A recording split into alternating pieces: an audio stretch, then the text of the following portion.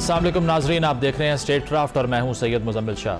26वीं आइनी तरमीम इस वक्त तमाम सियासी बहस का महवर बनी हुई है और उसकी वजह यह है कि चाहे तहरीक इंसाफ हो या हुकूमत की कोई भी अपोजिशन हो, वो ये फ़ील करते हैं कि अगर इसमें फेलियर का सामना करना पड़ा हुकूमत को तो उनके लिए बहुत से खदशात और मुश्किलात पैदा हो सकती हैं। और इसे कन्फर्म भी किया ख्वाजा आसिफ साहब के बयान ने। उन्होंने ये कहा कि अदलिया में जो तब्दीली आने वाली है इसके बाद ख़दशा ये है कि आम इंतखाबात 8 फरवरी 2024 के जो थे उनके ऑडिट का आगाज़ हो सकता है, जिससे मालूम यही हुआ कि अदलिया में आने वाली जो प्रोबेबल तब्दीली है उस पर बैक फुट पर दिखाई देती है हुकूमत। और साथ साथ ये कि आइनी तरमीम के हवाले से जो JUI-FA के साथ अंडरस्टैंडिंग की बात की जा रही थी कि मुसव्वदा शेयर किया गया है या फिर किसी आइनी बेंच के क़याम पर अब मिडिल ग्राउंड ढूंढा जा रहा है, उसको कल रिफ्यूट किया, उसकी तरदीद की JUI-FA के बहुत से रहनुमाओं ने इनफरादी तौर पे आके उसको डिनाई किया और ये बताया कि किसी भी किस्म का कोई मुआहदा, कोई अंडरस्टैंडिंग फ़िलवक्त नहीं हुई। इस सारी सूरत हाल के बाद सवाल यही है कि क्या हुकूमत जो नंबर उनको सेनेट और कौमी असम्बली में चाहिए उसको अचीव कर लेगी। और दूसरी चीज़ ये कि बिलावल भुट्टो साहब ने भी ये बात की जस्टिस मंसूर अली शाह साहब के हवाले से कि उनको लगता नहीं है कि अदलिया में मौजूद जो जजेस हैं उनको मंसूर अली शाह साहब कंट्रोल कर लेंगे। तो इससे भी यही ज़ाहिर होता है कि चाहे वो पीपल्स पार्टी हो या मुस्लिम लीग नवाज़ हो, अदलिया में होने वाली तब्दीली से नर्वसनेस भी दिखाई देती है। और जो नंबर पूरा करने का जहाँ तक ताल्लुक़ है तो JUI-FA क्लियरली फ़िल वक्त हुकूमत के कैंप में नहीं है। इस सारी सूरत हाल में असद कैसर साहब भी ये कह चुके हैं कि दिसंबर तक हुकूमत ख़त्म हो जाएगी। उसकी वजह यह है कि आइनी तरमीम ना करवा पाना बहुत बड़ा सेटबैक होगा हुकूमत के लिए। इसमें कितनी सदाकत है और JUI-FA के हवाले से क्या सोचती है हुकूमत कि किस तरह से उनको परसुएट किया जाएगा, इस पर गुफ्तगू का आगाज़ करते हैं। शौकत यूसुफजई साहब ज्वाइन कर रहे हैं, तहरीक इंसाफ के रहनुमा है। राना एहसान अफजल साहब हमारे साथ मौजूद हैं, नून लीग के रहनुमा है। आप दोनों का बहुत बहुत शुक्रिया।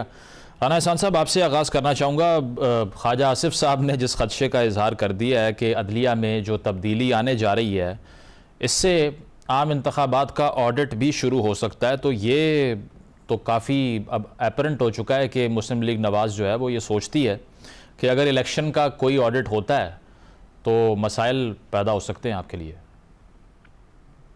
बिस्मिल्लाहिर्रहमानिर्रहीम। देखिए, मेरे ख्याल से मुझे नहीं पता उन्होंने किस कॉन्टेक्स्ट में ऐसी बात की। देखिए, ये तो अदालतों का फैसला है कि कब उन्होंने ऑडिट कराना है और इलेक्शन ट्रिब्यूनल्स ने क्या फैसले करने हैं और उसके ऊपर क्या अपील्स हैं। हमारा कोई ऐसा खदशा नहीं है, लेकिन ये जरूर है कि देखिए एक जिस तरह का फैसला ये रिजर्व सीट्स के ऊपर आया, वहां ये जरूर लगता है कि जो एक हमारे पास नंबर पूरे थे उसको जो है वो जुडिशरी ने जुडिशल पैकेज को रद्द करने के लिए वो फैसला आया गया, क्योंकि वो पर्सनल सा फैसला था और उसके अंदर वो चीजें डिसाइड की गई कि जो सवाल ही नहीं था। तो ये जो आपने सवाल पूछा, ये तो देखें ये अदालतें भी कर सकती हैं और अगली भी कर सकती हैं, तो जो उससे ना हमें कोई खौफ है ना कोई डर है। लेकिन इससे ये जाहिर नहीं होता कि PMLN ये सोचती है कि करंट चीफ जस्टिस के अंदर जो इलेक्शन हुआ अभी 8 फरवरी का, उस पर कोई डिबेट शुरू नहीं हो सकती और जब तक तब्दीली नहीं आएगी अदलिया में तो ये पैंडोरा बॉक्स नहीं खुल सकता। इससे नाक़दीन तो आपके यही कह रहे हैं ना कि आपकी एक्सपेक्टेशन यही है कि कल को जो मैंडेट आपको मिला है उसको उस पर सवालिया निशान ना लग जाए। देखिए, मेरे ख्याल से ये आउट ऑफ कॉन्टेक्स्ट दिया गया है।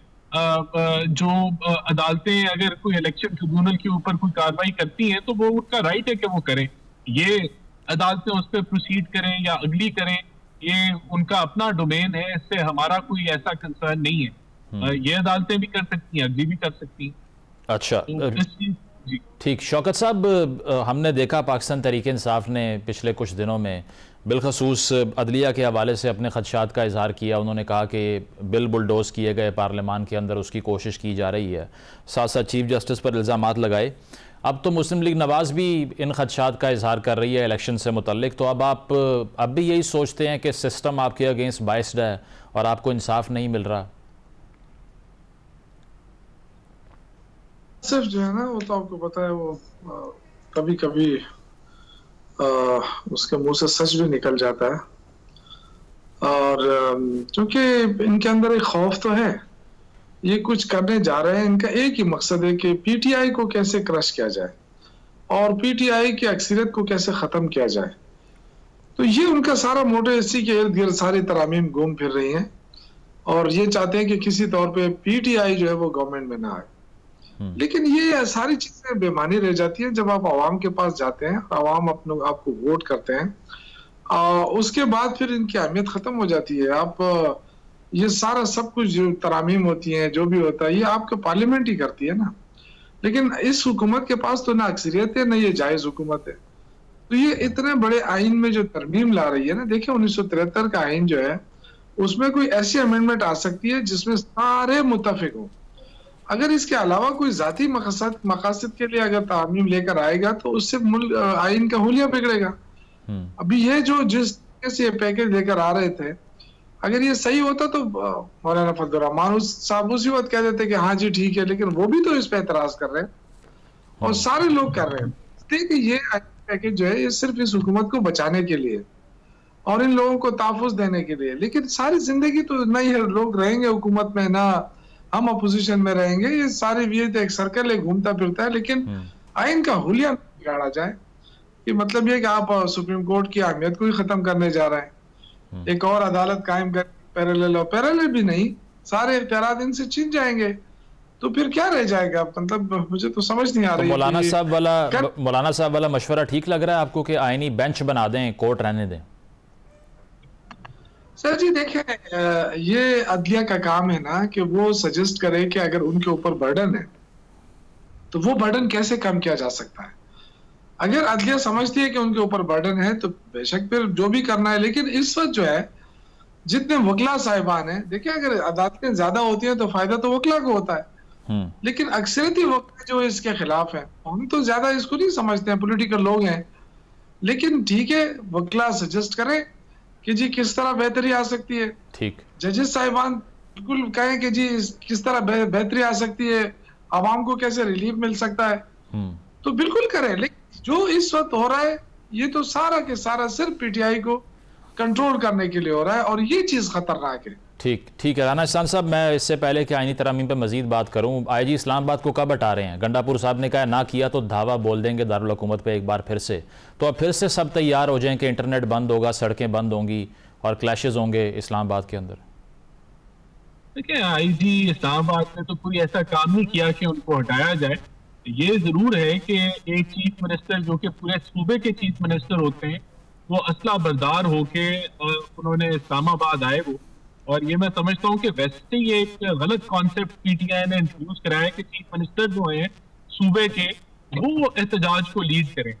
ये पार्टी का काम होता है और एक चीफ मिनिस्टर को जो कि सरकारी स्टेट मशीनरी इस्तेमाल करके और एक कैपिटल के अंदर आए और सरकारी मुलाजमीन लेके आए जिन्होंने असला थामा हो और वो ये चीजें छोड़ के गए, तो मेरे ख्याल से उनकी ये डिमांड तो बिल्कुल भी नहीं बनती। ये तो अब तो शवाहिद भी मौजूद है कि स्टेट मशीनरी जो वो छोड़ के चले गए और बहुत सारे सरकारी मुलाजमीन जो पकड़े गए हस्ते के साथ, वो फेडरल हुकूमत के हाथ में है। और अगर फेडरल हुकूमत चाहे तो ये तो ट्रीजन का केस बनता है चीफ मिनिस्टर पे, लेकिन मेरे ख्याल से हम बड़ा दिल रखेंगे और इस तरफ नहीं जाएंगे। लेकिन एक चीफ मिनिस्टर को आप सोचें कि यही काम अगर प्राइम मिनिस्टर केपीके में जाके करें तो वो कैसा लगेगा। तो ये करना जो है वो तसादुम की सियासत की तरफ बढ़ना पीटीआई का रोल और एक इंतशार मुल्क में फैलाने की वजह से ये सारा कुछ किया जा रहा है। तो आईजी साहब तो विल रिमेन। अच्छा राना साहब, लेकिन अगर परमिशन मिल जाती पीटीआई को तो शायद 3 दिन तक मुहासरा ना होता, शायद इतने क्लैशेस ना होते। तो आप पर तो तनकीद यही है ना कि अगर एक सियासी जमात को आप एहतजाज करने ही नहीं देंगे तो आप तो खुद फ्यूल कर रहे हैं इस सारी सिचुएशन को जो हमने देखी है। देखिए परमिशन तो इनको इस्लामाबाद में भी दी गई, लाहौर में भी दी गई, और अब ये अगर कहें कि रोज हमने एहतजाज करना है जब आपकी सऊदी डेलीगेशन पाकिस्तान में आ रही है, अभी आपके प्राइम मिनिस्टर मलेशिया के आए, अभी एससीओ होना है, तो ये इनका एजेंडा जो है वो एहतजाज करना नहीं है। इनका एजेंडा है कि मुल्क के अंदर जो पॉलिटिकल इकोनॉमिक स्टेबिलिटी आ चुकी है, महंगाई की शरह हो, चाहे वो स्टेबिलिटी एक्सचेंज रेट की हो, आपका ओवरऑल एक बेहतरी की तरफ एक्सपोर्ट्स बढ़ रही हैं, तो उसको निगेट करना इनका मकसद है। ये चाहते ही नहीं है कि ये मुल्क जो है इकोनॉमिकली स्टेबलाइज हो और यहाँ पॉलिटिकल स्टेबिलिटी आए, तो ये इस एजेंडे पे चल रहे हैं। तो अगर हम इनको इजाजत देंगे वो ये बढ़ा के इसी तरफ लेके जाएंगे, स्टेबिलिटी की तरफ। और देखें दूसरी चीज, ये आपने देखा कि चाइनीज के ऊपर हमला हुआ, तो हमारे जो दुश्मन हैं वो भी इस मुल्क के तुले हुए हैं कि हम इस मुल्क को डिस्टेबलाइज करें। तो ये जब इस तरह के एहतजाज इस नाजुक वक्त में करेंगे तो ये उनको सपोर्ट कर रहे हैं एक तरीके से। उनको एक ऐसा वो मौका दे रहे हैं कि वो अपनी प्लानिंग करके कोई बड़ा नुकसान करें मुल्क का। तो ये चीज इनको समझनी चाहिए। बदकिस्मती से ये एक उनका, हमें लगता है कि जो एजेंडा है डिस्टेबलाइजेशन का पाकिस्तान का, उसको सपोर्ट करें। ठीक है शौकत साहब, जिस तरह से आपने सुना, राना एहसान साहब भी ये कह रहे हैं कि SCO का इजलास और सऊदी डेलीगेशन आ रहा है, उसके दरमियान में ये सब होना। अब दोबारा से वज़ीर आला साहब अब IG तक आ चुके हैं, मतलब आगाज़ हुआ था आईनी तरमीम से, अब IG को हटाने तक बात आ गई है। तो यही एजेंडा समझें फिर कि अगर ये नहीं होता तो फिर आ जाएंगे आप? देखिए मेरे ख्याल से इनके जो वज़रा है ना, वफाकी और कुछ पंजाब के, वो काफ़ी हैं फ्यूल उसके लिए। वो सुबह से शाम तक उनके यही काम है, प्रेस कॉन्फ्रेंस, इश्तिहाल दिलाना, आके दिखाओ, अटक पार करके दिखाओ। ये जो इश्तिहाल दिलाना होता है ना, ये अगर संजीदा लोग होते हैं ना तो क्या सियासत के अंदर ये तो पहले ऐलान कर दे, इस पे भी आईनी तरमीम ले आए कि जी एहतजाज। शौकत साहब वो तो इश्तिहाल दिलवा रहे हैं, आप इश्तिहाल में ना आया करें ना, शहरियों की जिंदगी आसान हो जाएगी। मैं सिर्फ अर्ज, जिस तरह आपने कहा कि अगर ये छोड़ देते तो क्या था, एक एहतजाज था ना। हमने तो जितने भी एहतजाज किए, जलसे किए, हमें बताया ना कहाँ तोड़ फोड़ की हमने। तोड़ फोड़ तो इनकी तरफ से होती है। मोटरवे किसने खोदा? ये कोई बात है कि मोटरवे आप खोद रहे हैं और शेलिंग कर रहे हैं, फिर हमें कहते हैं कि जी ये इंतशार फैलाने आ रहे थे। आपको किसने कहा कि हम इंतशार फैलाने आ रहे हैं? हम अगर इंतशार फैलाते तो कितनी बड़ी फोर्स आई थी वहां पे, वो चले जाते। लेकिन मैं अगेन ये अर्ज करूं कि देखिए, ये कहते हैं कि CM आया, उसके साथ असला बरदार लोग आए। यार एक CM है, क्या उसके साथ गार्ड नहीं होते हैं, पुलिस वाले नहीं होते हैं, सिक्योरिटी?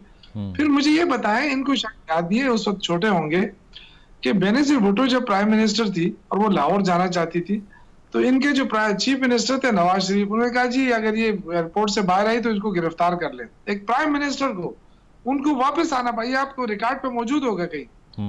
तो ये कैसे बातें कर रहे हैं? ये सारा कल्चर लोगों ने देखा हुआ है, इनका सारा कल्चर।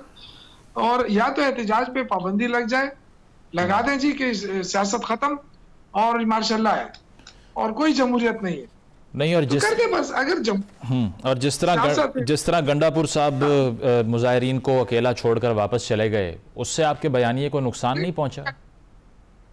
तबली थी, अकेला नहीं छोड़ा। ये तो ऐसे प्रोपेगेंडा कर रहे हैं लोग, ना आवाम मायूस होंगे इससे। आज इमरान खान ऐलान कर दे, आप देखें कल इससे ज्यादा लोग जाएंगे। मैं आपको एक और बात बताऊं, ये जो है ना, ये बार बार कह रहे हैं कि जी बड़ी तरक्की हो रही है। मुझे ये बताएं कि इनका ग्रोथ रेट क्या है इस वक्त? क्या है? 2% ये 0.3 पे चल, 2% के अराउंड है फिलहाल। चलो 2% में मान लो, वैसे तो 0.3 से ये इनका हो गया था। अगर 2% है ग्रोथ रेट, तो हमारे दौर में तो 6 था। तो फिर हमारी हुकूमत क्यों खत्म की इन्होंने? ये सारी दुनिया से खैरात मांग मांग के 2 पे पहुंच रहे हैं, तो हमारे तो 6 थी उस वक्त ग्रोथ। तो 2017 में भी 6 था ना, वो भी यही सवाल कर रहे हैं अब तक कि हमें क्यों निकाला। तो 2017 में 6 था, हमने तो नहीं निकाला ना, वो तो इलेक्शन हुए हैं ना, इलेक्शन हुए हैं, इलेक्शन में आए हैं। और हमारे दौर में जब तक हमारी गवर्नमेंट थी, ग्रोथ रेट 6 थी। तो ये अभी क्यों 2 पे रो रहे हैं? ये कहते हैं बड़ी तरक्की हो रही है। भाई क्या हो रही है? आप तो खैरात मांग रहे हैं, पाकिस्तान को खैरात पे चला रहे हैं। तो इस तरह तो नहीं चलता है सिस्टम। देखो मेरा भाई, हमने अगर इस मुल्क के साथ खिलवाड़ नहीं करना है और इस मुल्क को आगे लेकर जाना है, तो हर एक का अपने अपने हदूद होते हैं। अपोजिशन के जो काम है आप नहीं रोक सकते। अगर आप अपोजिशन को रोकेंगे कि जी नहीं आप कुछ ना कहें क्योंकि ये हमारे साहब को नाराज गुजरती है, तो ये तो बड़ा मुश्किल हो जाएगा जी। ठीक, फिर तो अपोजिशन नहीं रहेगी। ठीक है। सलामत जो इनके हमेशा कोई अमीरुल मोमिनीन बनना चाहता था, बादशाह सलामत बनना चाहता था, तो ये तो फिर घर में बैठ जाए आराम से और अपनी फैक्ट्रियां चलाए और वहां पे बिल्कुल ऑर्डर चलाए। वहां पे वैसे भी जो रायवंड महल है, वो तो रायवंड पूरा शहर इनका है, तो वहां पे हुक्म चलाए ना, बिल्कुल चलाए। लेकिन मुल्क के ऊपर देखिए, हमें वोटों से हुकूमतें बनती हैं। जब इलेक्शन होता है तो फिर अवाम की राय को एहतराम देना चाहिए। आप तो अवाम की राय के साथ मजाक कर रहे हैं। अवाम क्या चाह रही है और आप क्या कर रहे हैं? सही। ठीक है राना एहसान साहब, आपने सुना, एक तो स्टेबिलिटी पे सवाल आता है ना, वो और बात है कि जो मैट्रिक्स गवर्नमेंट हमसे शेयर कर रही है उसमें बेहतरी की बात है, लेकिन जहाँ तक इस एहतजाज का ताल्लुक है, अब इसके ऊपर भी एक और मसला भी है। डॉक्टर सैफ साहब ने आज ये कहा कि खान साहब की जो तबीयत है उससे मुतल्लिक, उनकी सेहत से मुतल्लिक तशवीशनाक खबरें हमें मौसूल हो रही हैं। तो गवर्नमेंट को कोई ब्रीफिंग है इस हवाले से कि ऐसा कुछ है, या इसको भी आप इल्ज़ाम ही कहेंगे PTI का? देखिए, इस तरह 2-3 दफा ये इशू रेज हुआ है कि किसी ने पॉइजन मिला दिया या कोई उनको जहर दे रहे हैं और वो झूठी हुई खबरें और प्रोपेगेंडा साबित। देखिए, अगर उनकी कोई सेहत का इशू है तो हमारी गवर्नमेंट की तरफ से तो कोई ऐसी तो है वो हदायत नहीं है कि उनका ख्याल ना रखा जाए। मुलाकात पे पाबंदी है ना फिलहाल? नहीं, उनको डॉक्टर हर वक्त जो है वो मौजूद है उनके लिए, और अगर ऐसी कोई इशू है तो मेरे ख्याल से जो भी जेल मैनुअल के मुताबिक उनको सपोर्ट मिलनी चाहिए वो बिल्कुल जरूर मिले। हम उस पर ना रुकावट करना चाहते हैं और उनकी सेहत एक प्रायोरिटी होनी चाहिए जेल के भी मुलाजमीन है उनकी और अदरवाइज एज वेल। तो वहाँ मैं तो समझता हूँ ज्यादा महफूज है जहाँ वो जेल के अंदर वो हैं, और बाहर वो इस चीज का तज़किरा करते रहते थे कि मेरी जिंदगी को खतरा है और मेरे पे हमला होने वाला है, और उस पर उन्होंने सियासत बहुत की, लेकिन जब से वो जेल में कोई उनकी सेहत का कोई मसला नहीं बना। अच्छा, और इसके साथ अब आईनी तरमीम के हवाले से भी मौलाना साहब और JUI ने तो तरदीद कर दी है कि आपसे कोई सेटलमेंट हुई है उनकी। इस पर मुझे ये बताइए, इतने पैसे कहाँ से आते हैं हुकूमत के पास कि PTI के जुनैद अकबर साहब कह रहे हैं हर MNA को 50-50 करोड़ की आप ऑफ़र कर रहे हैं, असद कैसर साहब कह रहे हैं 12-12 करोड़ की। तो ये वैसे इतना फंड वाकई बांटा जा रहा है, प्लान है आपका? ये पहले भी इनका प्रोपेगेंडा था कि अरबों रुपए चले हैं सिंध हाउस में और पंजाब हाउस में, और जो आईनी तरीके से इनको निकाला गया कि अमेरिका ने इन्वेस्टमेंट की है, फिर खुद ही उससे U-टर्न ले लिया उस मौके से, फिर कहा फौज ने निकाला है, फिर कुछ और कहा। तो ये तो इस तरह के इल्जामात ये कहते रहे, कोई ऐसी कोई किसी के साथ कोई कमिटमेंट की जा रही है, कोई खरीदो फरोख्त में हम नहीं बिलीव करते। तो फिर नंबर कैसे पूरा होगा? नंबर फिर कैसे पूरा होगा? हम मौलाना साहब के साथ एंगेज कर रहे हैं। अच्छा, हम बाकी दीगर जमातों के साथ एंगेज कर रहे हैं और हम सबको रीच आउट कर रहे हैं। और दिसंबर तक असद कैसर साहब ने कहा हुकूमत आपकी ख़त्म हो जाएगी, क्योंकि अगर आईनी तरमीम पास नहीं होती that means goodbye for PMLN। हमारा तो ख्याल था कि अक्टूबर में ख़त्म हो जाएगी इनके बकवाल। अच्छा, तो इनकी मेहरबानी के इन्होंने अक्टूबर से अब दिसंबर कर दिया। अच्छा, दिसंबर आएगा तो वो कहेंगे कि मार्च में जाने वाली। सही सही। शौकत साहब, आपने सुना ये जो बेशक आप कह लीजिए कि पैसे बांटे जा रहे हैं वो सब, लेकिन मौलाना साहब के हवाले से तहरीक इंसाफ को कॉन्फिडेंस है कि वो आपके कैंप में ही रहेंगे और मजीद कोई बात उनकी हुकूमत से नहीं होगी? ये एक ऐसा टर्निंग पॉइंट आ गया है ना कि अगर मौलाना साहब का अपने जो है ना अपनी सियासत को भी वो बचाएंगे ना, अगर वो चूंकि जो उस वक्त वो PDM में गए थे और उसके बाद उन्होंने इलेक्शन लड़ा तो उनको अंदाजा हो गया कि कितना नुकसान उठाना पड़ा उनको। आज अगर वो हुकूमत में चले जाते हैं, 1-2 वजारतें ले लेते हैं, लेकिन उनकी तो सियासत खत्म हो जाएगी ना। तो मौलाना साहब जो है अपनी सियासत को भी बचाएंगे, ये इनके लिए अपनी सियासत को कुर्बान नहीं करेंगे। दूसरी बात ये है कि देखें कराची में इतना बड़ा वाकया हुआ, इनको देखें ना, सिर्फ अगर ये खैबर पख्तूनख्वा में हो जाता, अल्लाह ना करे, तो कितना ये हमें वो सुनाते। हालांकि हम कराची वाले वाकये की में शदीद मज़म्मत, इसलिए कि गैर की सारे जितने भी हैं, मुल्की गैर मुल्की, इन सब का तहफ़्फ़ुज़ होना चाहिए। लेकिन ये जो है ना एक सूबे के हवाले से एक ऐसा सूबा जो काफी दूर है अफगानिस्तान के बॉर्डर से और उससे, और वहां पे इस तरह की कार्रवाइयां होना ये बहुत ही अफसोसनाक है। शौकत साहब, ये तो नेशनल इशू है ना, शांगला में भी हुआ था पहले, इसको तो सूबाइयत की बात पर नहीं ला सकते ना हम। जो है ना, ये इसी पे मैं कह रहा हूँ कि जो वफाकी हुकूमत की जो मेन जिम्मेदारी है ना, वो जो क्रॉस बॉर्डर है ना, उस पर फोकस करें। मैं ये कहना चाहता हूँ। ठीक है ना, एक एहतजाज के लिए आप 3 दिन सड़कें बंद करें, पूरा शहर बंद करें, इससे निकले।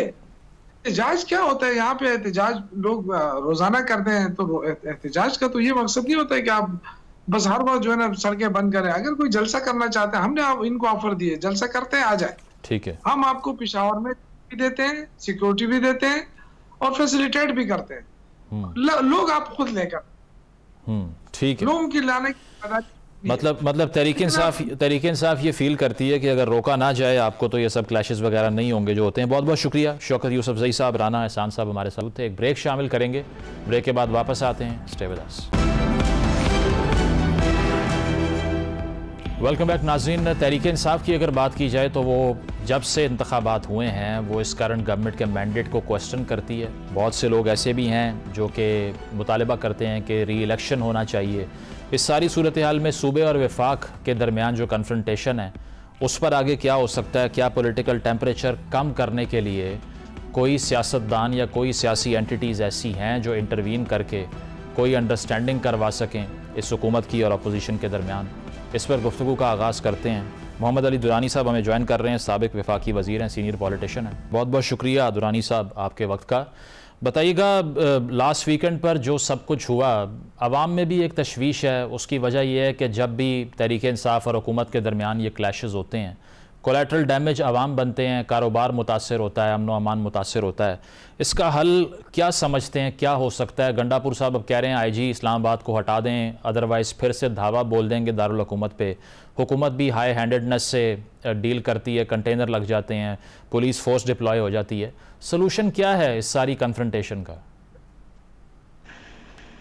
देखें, सलूशन तो हमेशा से एक ही रहा है और वो ये होता है कि जी बर्दाश्त होती है, मफाहमत होती है और डायलॉग होता है जिसके ज़रिए ये सारे इश्यूज रिजॉल्व होते हैं। अब इस वक्त हुकूमत जो है वो हर सूरत में हुकूमत करना चाहती है, ऑपोजिशन हर सूरत में ऑपोजिशन करना चाहती है। वरना ये होता है कि देखें, अपर हैंड हुकूमत का होता है। मैं समझता हूँ कि किसी सिचुएशन को आप एक जलसा कोई करना चाहता है, मुझे नहीं समझ आती कि जलसे के अंदर कौन सा ऐसा तूफान है कि प्रीएम्प्टिवली आप सड़कों को खोद दें, आप अटक के ऊपर लाइन लगा दें, आप जो है मोटरवे के ऊपर खंदके बना दें और हर जगह पे कंटेनर प्रीएम्प्टिव। और जी कभी हुआ था, क्या हुआ था? फिर तभी भी कोई आके बैठ गया, कोई चला गया, तो वो करता है। कोई जब तक कोई जुर्म हो ना जाए उससे पहले जुर्म, हाँ, जहां दहशतगर्दी होनी होती है वहां तो कुछ कर नहीं सकते। अलबत्ता जहां बेचारे अवाम ने आना हो वहां अवाम का जीना दोपहर कर देते। मतलब यह है कि मोबाइल बंद, इंटरनेट बंद, सड़कें बंद, रास्ते बंद, दफ्तर बंद, स्कूल बंद।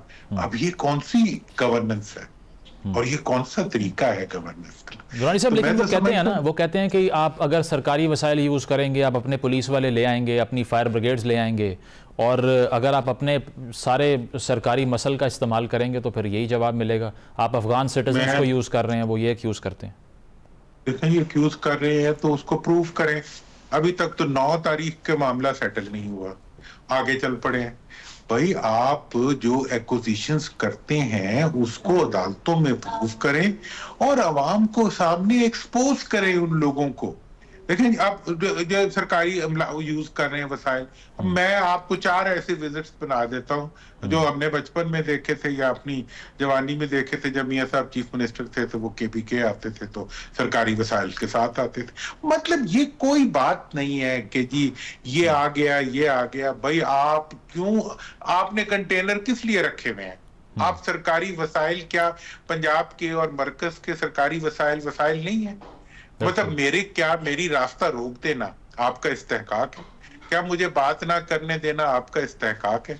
अगर ये इस्तेहकाक आपका है तो फिर हर दूसरी तरफ से भी डिस्टॉर्शन शुरू हो जाएगी। इस वक्त असल जो इश्यू है वो ये है कि ना हम जमहूरियत को मानते हैं, जहां हम आइन को मानते हैं, ना हम कानून को मानते हैं, ना हुकूमत मानती है, ना अपोजिशन मानती है। नतीजा ये है कि इस वक्त मतलब मुल्क जो है, अवाम बेचारे पिसी जा रहे हैं। और आपने सही कहा कि सारा दुख तो अवाम के लिए है। और इसके साथ साथ दुरानी साहब, आपने भी ये कहा कि नए इंतखाबात करवाने के अलावा कोई दूसरा हल मौजूद नहीं है। तो इस वक्त जो सिचुएशन है, चाहे वो इकनॉमिक हो, सिक्योरिटी सिचुएशन हो, नए इंतखाबात में जा सकते हैं? पिछले इंतखाबात की बात करें, 40 अरब रुपए का बिल था उसका, तो अब एक और एक्सरसाइज इस नौयत की हो सकती है? देखिए, मैं तो समझता हूँ कि अगर वैसी एक्सरसाइज करनी है तो बिल्कुल जरूरत नहीं है। ठीक है? अच्छा। अगर इलेक्शन करने हैं तो उसकी तो देखें, बात यह है कि आप इलेक्शन का मकसद जो होता है, देखिए मुल्क को, आज भी मैं आपको बता दूं, पाकिस्तान को अगर पाकिस्तान रखना है और पाकिस्तान बनाना है तो फिर अवाम का हक के इंतखाब तस्लीम करना पड़ेगा। आप 54 साल से दो खानदान इक्तदार के साथ मिलके, एस्टैब्लिशमेंट के साथ मिलके अवाम के इस हक को उनको नहीं दे रहे। अब ये जो इस दफा इलेक्शन हुए हैं उसमें किसी हद तक अवाम ने असर्ट करके अपने आप को इस सारे में शो आउट किया है कि नहीं हम कुछ चाहते हैं। मैं कल गया हुआ था केपीके में, केपीके की असेंबली में मैं गया हूं, वहां जाके मैंने यही बात की, मैंने कहा आप लोगों ने तो अपना हक के वोट के जरिए अपनी हुकूमत बना ली, बाकी जगहों पे नहीं बनने दी गई, इस वजह से वहां पे अनरेस्ट है। तो इस वक्त कोई और रास्ता नहीं है पाकिस्तान के हुक्मरानों के पास कि आप पार्लियामेंट की सुप्रीमेसी और कॉन्स्टिट्यूशन की सुप्रीमेसी को एस्टैब्लिश करें, उसको तस्लीम करें। आप अटक के ऊपर लाइनें खींचें, आप उबाड़ों पे लाइनें खींचें, आप कहीं लसबेला पे लाइनें खींचें, ये आपका अख्तियार नहीं है। पाकिस्तान का जो शहरी जहां से आए, जहां जाना चाहे, वो उसका हक है। अब पंजाब में कोई यूनियनिस्ट पार्टी की हुकूमत तो नहीं है कि यहाँ पे जो है कायदे आजम की पाकिस्तान के लोग नहीं आ सकते। ये कोई बात है भाई? ये पाकिस्तान है, ये पाकिस्तान की टेरिटरी है। जहां से भी जो भी आए, जैसे भी आए, जहां कोई जलसा करे, जहां कोई गुफ्तगू करे, हाँ कानून को हाथ में जो ले उसके साथ सख्ती से निपटे। जो कानून को हाथ में लेता है उस पर तो आप मुकदमा नहीं बना सकते। और जो नहीं, और वैसे जो है आप अवाम बेचारों को दबाने के लिए उनके सरों पे कंटेनर रख देते हैं, उनके रास्तों में खंदके खींच देते हैं, उनके ऊपर जो है आप डिस्टॉर्शन करते हैं और फिर मुकदमे बेशुमार बना देते हैं। वो मुकदमे जो सिर्फ डिस्टॉर्शन के लिए होते हैं, कुछ करने के लिए नहीं होते। दुरानी साहब, इसके अलावा भी ना देखें, अगर तो क्राइसिस आपने सही कहा कि ये पॉलिटिकल है और इसका हल भी यही है, लेकिन इंस्टीट्यूशनल भी तो एक कन्फ्रंटेशन चल रही है ना। देखा जाए जुडिशरी, पार्लियामान हो, इलेक्शन कमीशन हो, सब लग ये रहा है कि एक कदम कोई पीछे हटने को तैयार नहीं है। अभी स्पीकर साहब ने 2 खत लिख दिए हैं इलेक्शन कमीशन को स्पेशल सीट्स के हवाले से। जुडिशरी में जो तरामीम हुकूमत लाना चाह रही है उसकी वहाँ पर अपोजिशन दिखाई देती है। ये इदारों के दरमियान जो चपकलिश है, इसे कौन सॉल्व करेगा? देखिए, अब असल में ये इदारों के दरमियान चपकलिश है या हुक्मरानों और इदारों के दरमियान चपकलिश? मेरे ख्याल में ये हुक्मरानों की ये कोशिश कि वो इदारों को अपने ताबे ले आए, ये उसका सारा कॉन्फ्लिक्ट है। इस वक्त हुकूमत चाहती है कि अदलिया उसकी तामील में आ जाए ताकि जो क्लिनजिंग का भी कहा भी वजीर दिफा ने कि क्लिनजिंग का अमल जो है वो रुक जाए।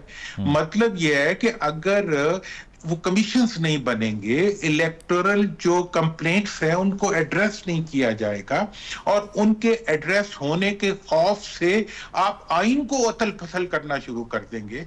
आप आइन को अब वही वाला 1996 वाला जो है आप अमीरुल मोमिनीन के अख्तियारात जो है वो जरदारी साहब और इनको देना चाहेंगे शहबाज साहब को। तो ये कैसे, ये नहीं हो सकता। ये इस आइन की रूह के, इस मुल्क की जमहूरियत के बुनियाद के खिलाफ है और इसीलिए रेजिस्टेंस भी आ रही है। दुरानी साहब, मौलाना साहब मान गए तो हो भी जाएगा ना? मैं कहता हूं मौलाना माने के ही नहीं, दूसरी बात यह है कि अगर ये जितना जोर लगाना है लगा लें फिर भी नहीं होगी। वजह इसकी यह है कि मेंबर्स ये नहीं करेंगे, उसके लिए लोटे लाने पड़ेंगे और असेंबली के अंदर वो फैक्ट्री लगानी पड़ेगी जो लोटे बनाए। अदरवाइज तो हो ही नहीं सकता। आप तमाम नंबर्स गिन ले, मैं भी पार्लियामेंट की पैदावार हूं, पार्लियामेंट में बैठ के मैंने हर चीज गिनी हुई है। पार्लियामेंट से ये तरमीम नहीं हो सकती। इस तरमीम को करने के लिए सिर्फ और सिर्फ एक सेगमेंट है जो ये कर सकता है, वो लोटे। दुरानी साहब, लेकिन हमारी पार्लियामानी तारीख तो भरी हुई है ना इस तरह के मौके जो हम देखते हैं जिसमें नंबर नहीं भी था, उसके बावजूद मेजॉरिटी से बिल भी पास हो गए, इलेक्शन भी हो गया सेनेट का।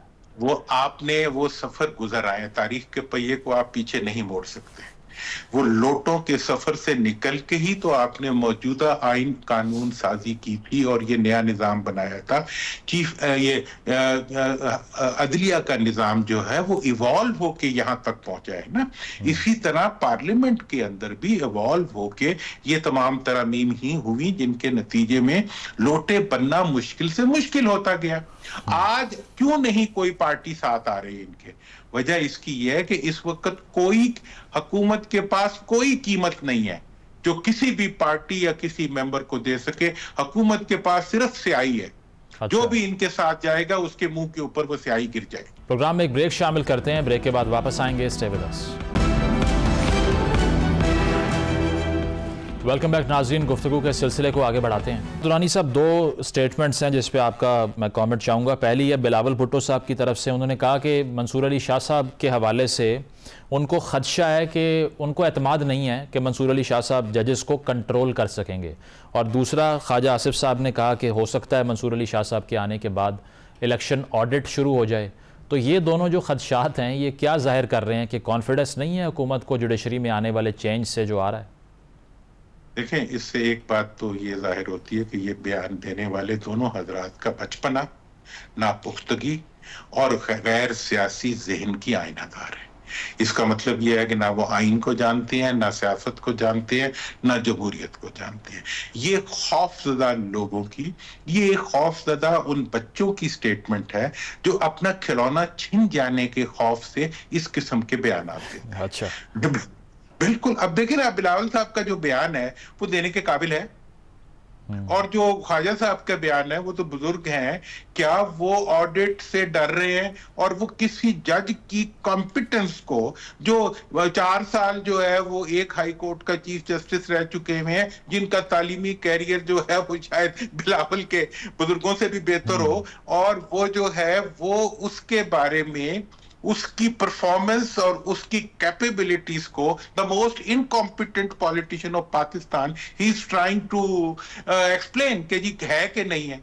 भाई, मैं तो ऐसी जुर्रत भी नहीं कर सकता कि मैं किसी सीनियर मोस्ट जज के बारे में ऐसा कोई इशारा भी करूं। मैं तो इवन काई साहब के बारे में भी I refuse to utter a single word against him. भाई, वो जिधर है उस हैसियत की, एक बाप की जगह की एक इज्जत होती है, वो बाप की वजह से वो इज्जत होती है। इसी तरह जज की भी एक इज्जत होती है, वो जज होने की वजह से होती है। उसकी कॉम्पिटेंस को डिफाइन करेगा एक फर्द।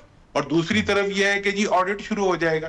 भाई, ऑडिट तो होना चाहिए। आप लोगों ने ब्रेक के ऊपर पांव रख के ऑडिट रोका हुआ है। जो आपने बिलालगंज से लाके असेंबली बनाई हुई है, उस असेंबली को ऑडिट कराना पड़ेगा, तभी तो वो गाड़ी चलेगी, वरना तो वो इट्स नॉट फंक्शनिंग।